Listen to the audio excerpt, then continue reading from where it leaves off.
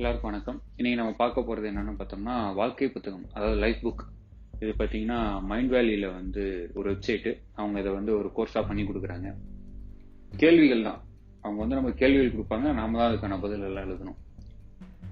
வாழ்க்கைன்னா என்ன, என்ன பண்ண போறோம் வாழ்க்கையில, வாழ்ந்துட்டு தான் இருக்கோமா இல்ல நம்ம என்ன வாழவே இல்லையா அப்படிங்கிற மாதிரியான கேள்விகள் அங்கிருந்து வரும். அதுக்கு நம்ம தான் பதில் எழுதணும். அவங்க அதுல கேட்டகரி பிரிச்சுட்டாங்க. அவங்க 12 கேட்டகரி, நான் எக்ஸ்ட்ரா ஒரு கேட்டகரி ஆட் பண்ணிக்கிறேன். மொத்தம் 13 கேட்டகரி. இந்த 13 கேட்டகரியிலுமே அப்படின்னா என்ன, அந்த இதுல நீங்க என்ன ஆசைப்படுறீங்க அப்படிங்கிற கேள்விதான் இருக்கும். அதுக்கு நீங்க என்னெல்லாம் பண்ண ரெடி அப்படிங்கறதுதான். இந்த 13 கேட்டகரிக்கும் இந்த 3 கொஸ்டினுக்கு நீங்க பதில் எழுதுனீங்கன்னா அவ்வளவுதான். இதுதான் காலையில எழுந்திரிச்சோடனே பாத்தீங்கன்னா, இதுதான் நம்ம பண்ண போறோம், நம்ம வாழ்க்கையில இதுக்காக தான் நம்ம ஓடிக்கிட்டு இருக்கோம் அப்படிங்கிற ஒரு கிளாரிட்டி கிடைக்கும். ஃபர்ஸ்ட் இருக்கிறது ஹெல்த் அண்ட் ஃபிட்னஸ். உடம்பு ஆரோக்கியமா இருக்கணும். இதுல பார்த்தோம்னா என்ன சாப்பிட்றோம் அப்படிங்கிற ஆரம்பிச்சு உடலுக்கு தேவையான அசைவுகள், அதாவது எக்ஸசைஸ் எல்லாம் நம்ம பண்ணிக்கிட்டு இருக்கோமா அப்படிங்கறதெல்லாம் வரும். இது போக அந்த ஸ்போர்ட்ஸ் கேம் எல்லாம் விளையாடும் போது நம்ம மைண்டுக்கு அது ஃபுல் ஃபோக்கஸ் ஸ்போர்ட்ஸ்ல இருக்கும். இதுதான் அந்த ஹெல்த் அண்ட் ஃபிட்னஸ்ல இருக்கும். இதுல நீங்க எப்படி இருக்கணும்னு ஆசைப்படுறீங்க? நான் ரொம்ப ஃபிட்டா சிக்ஸ் பேக்கோட இருக்கணும் அப்படின்னு ஆசைப்படுறீங்களா அப்படிங்கறதெல்லாம் நீங்க தான் எழுதிக்கணும். அதுக்கு அடுத்து உள்ள டாபிக் இன்டெலெக்சுவல்.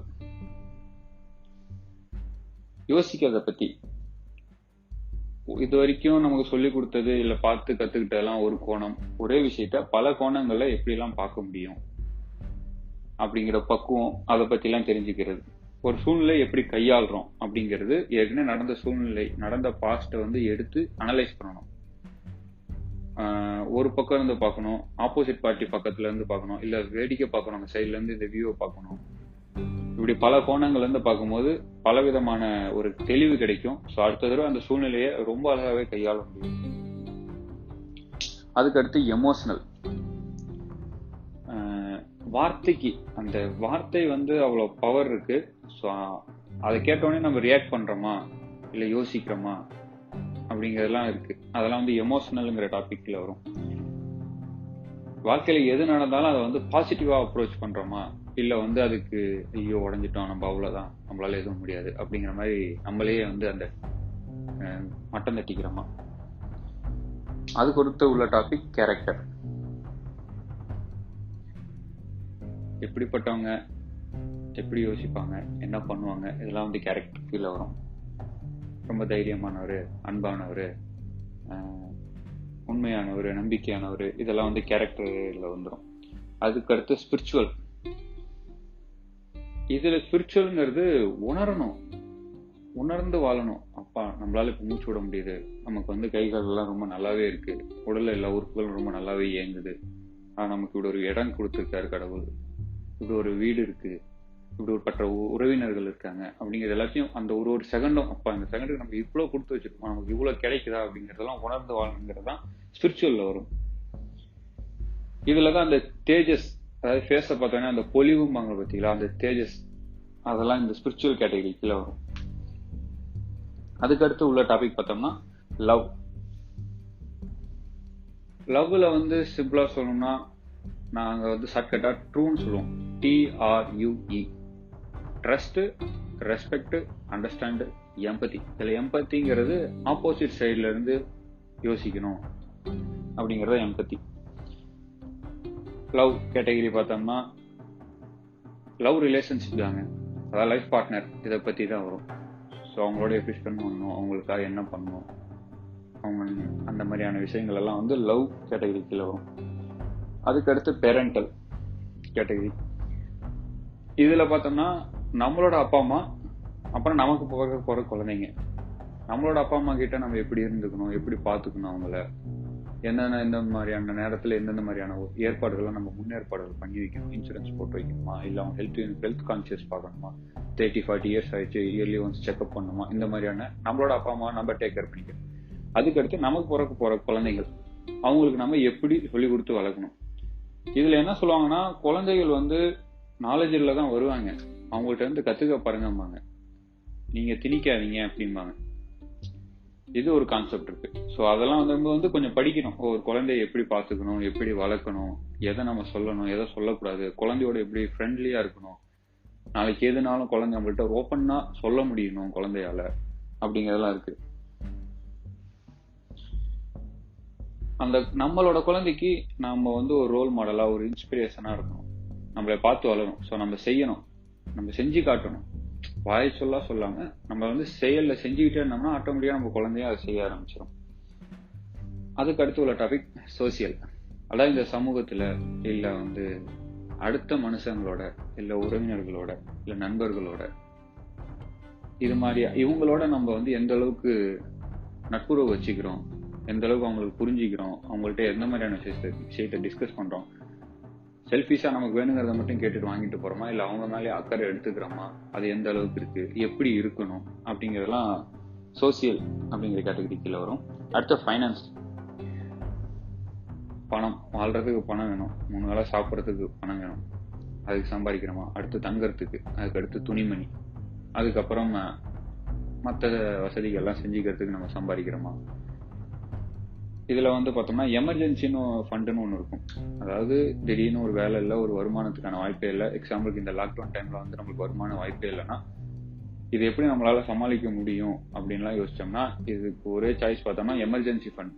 ஒரு 3 மாசமோ இல்லை 6 மாசமோ உங்களோட வருமானத்தை மல்டிப்ளை பண்ணி ×3 அல்லது ×6 போட்டு வச்சு அந்த ஃபண்டை வந்து சேவிங்ஸ்ல போட்டு வச்சிடணும். இந்த மாதிரி எதிர்பாராம சூழ்நிலை, வேலையை விட்டு தூக்கிட்டாங்க, திடீர்னு வேலை போயிடுச்சு, இல்ல திடீர்னு ஒரு மெடிக்கல் எக்ஸ்பென்ஸ் வருது, பெரிய எக்ஸ்பென்ஸ் வருது, இதெல்லாம் ஹேண்டில் பண்றதுக்கு தான் அந்த எமர்ஜென்சி ஃபண்ட் ஹெல்ப் பண்ணும். அது போக நமக்கு வருமானம் எவ்வளவு இருக்கணும், சொத்து மதிப்பு எவ்வளவு இருக்கணும், அந்த கேஷ் ஃப்ளோ, பாசிவ் இன்கம், இந்த மாதிரியான விஷயங்கள் எல்லாமே ஃபைனான்ஸ் டிபார்ட்மெண்ட்ல வரும். அதுக்கு அடுத்து உள்ளது பார்த்தோம்னா கெரியர். 3 பங்கு வந்து கெரியருக்கு போவோம் அப்படிங்கிற மாதிரி சொல்லுவாங்க. முழிச்சிருக்க நேரத்துல 4ல் 3 பங்கு வந்து கெரியருக்கு போகும் அப்படின்னு சொல்லுவாங்க. ஸோ நமக்கு பிடிச்ச வேலையை தான் நம்ம தேர்ந்தெடுத்திருக்கோமா, பிடிச்ச வேலையை தான் செஞ்சுக்கிட்டு இருக்கோமா, வேலையை செய்யும் போது நம்ம கஷ்டம் எப்படி சொல்றது, வாழ்க்கையை வெறுக்கிறோமா இல்ல வாழ்க்கையை வந்து ரசிக்கிறோமா, ஈடுபாட்டோட செய்யறோமா, இதெல்லாம் வந்து நமக்கேத்த ஒரு வேலையை தேர்வு செய்யும் போதுதான் வாழ்க்கை வந்து இனிக்கும், ரொம்ப ஜாலியா போகும் அப்படிங்கறதெல்லாம் இருக்கு. இது கெரியர் டைப். குவாலிட்டி, அதை நீங்க தான் நிர்ணயிச்சுக்கணும். யாருமே வந்து இப்படிதான் இருக்கணும் அப்படிங்கலாம் சொல்ல மாட்டாங்க.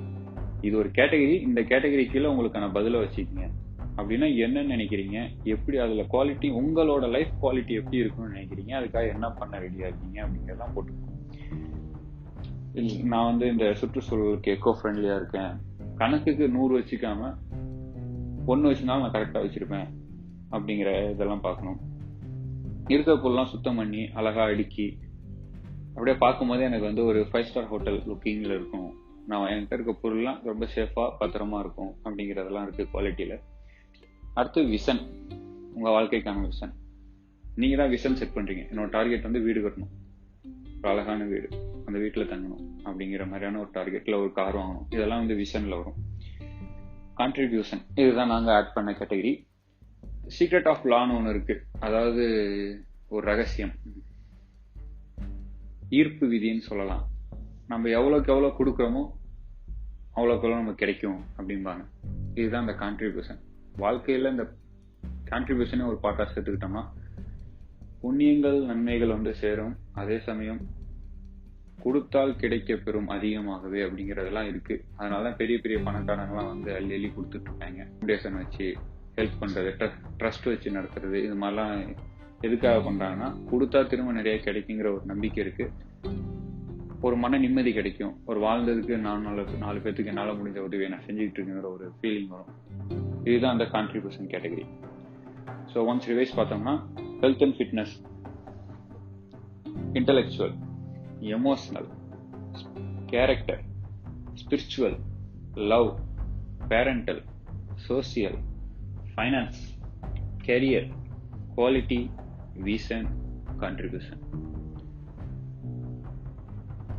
யோசிங்க, ஒரு தெளிவான ஒரு பிக்சர் கிடைக்கும். இதுதான்டா வாழ்க்கை, இதற்காக தான் நான் பண்ணிக்கிட்டு இருக்கோம் அப்படிங்கறதெல்லாம் ஒரு தெளிவான கிளாரிட்டி கிடைக்கும். ஸோ தினமும் காலையில பார்க்கும்போது உங்களுக்கு ஓகே, இதுக்காக தான் நாள் இந்த டார்கெட்லாம் இருக்கு, இதெல்லாம் நம்ம பண்ண போறோம் அப்படிங்கிற ஒரு ஃபீலிங் இருக்கும். இது வந்து பல கன்ஃபியூஷன்ஸ், பல குழப்பங்களுக்கான ஒரு தெளிவான ஒரு தீர்வா இருக்கும். ட்ரை பண்ணுங்க. உங்களோட கருத்துக்களை என்னோட பகிர்ந்து கொள்ளுங்கள். நன்றி.